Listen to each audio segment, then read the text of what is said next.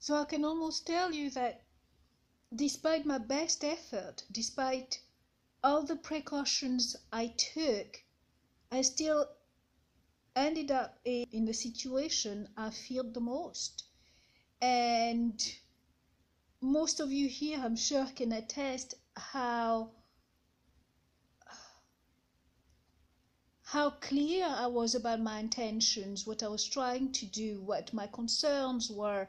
This is something that I communicated very clearly. I took as much as I possibly could into consideration. So how on earth did I ended up in the situation that I am in now? It just makes no sense when I have been dealing with somebody that is smarter than me, that knows more than me about the law, and so much more. And this is somebody I trusted. And again, this is the kind of, I would say, situation that is very reminiscent of dealing with my wolf, where the more you explain, the more you expose your vulnerability or expose what you feel the most, it's almost as if that's the wrong thing to do, because that's exactly what they are going to manifest in your life. This is something that's very reminiscent of my wolf's behavior. This is something that I can associate very easily with what happened with that guy with the Chamber of Commerce. And this is exactly the same thing that has that just happened to me and put me put myself on suicide watch here. You know, it's just crazy. How does those things happen? I'm not stupid. I'm not stupid. But how does that happen time and time and again? And really, people have to be a little bit more considerate, and they have to look a little bit deeper. And this is why I say that I understand now so much better than I could before, how people can really end up in desperate situation and do give up, because there seem to be no way out. There seem to be no end to this type of bullying, predatory behavior, this systematic being taken advantage of.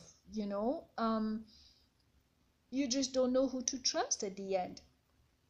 So this third time around, I got involved with someone who obviously is very good at being deceptive, good at mirroring, good at reassuring, told me exactly what I needed to hear, all the while not giving me the proper information or withholding information, which made it completely impossible for me to make a good decision.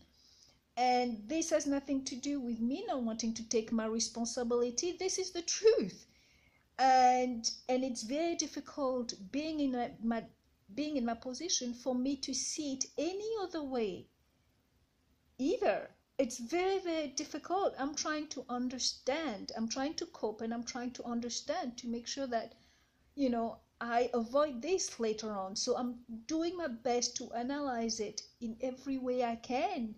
And this is all I can come up with. I mean, how do you say to somebody, please, this is what I'm afraid of, so I want to do this so I don't get there, and then somehow you exactly get there because they didn't give you information, or what were they thinking?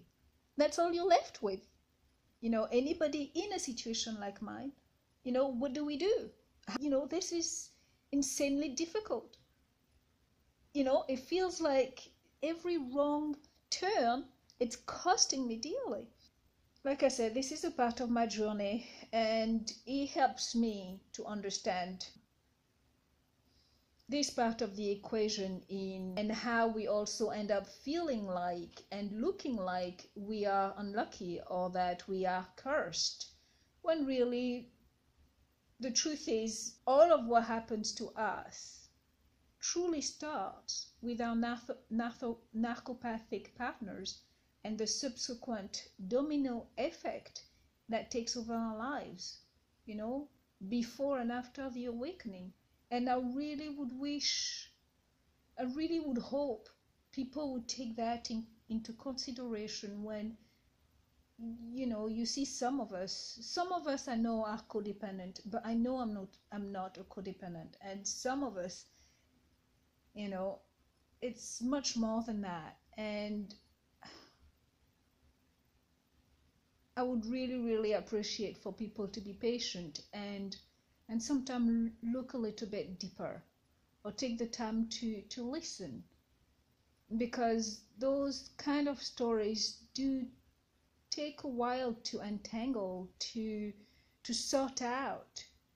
And most often than not, we find ourselves alone, having to unravel all of this incredibly tight ball of just nonsense after nonsense.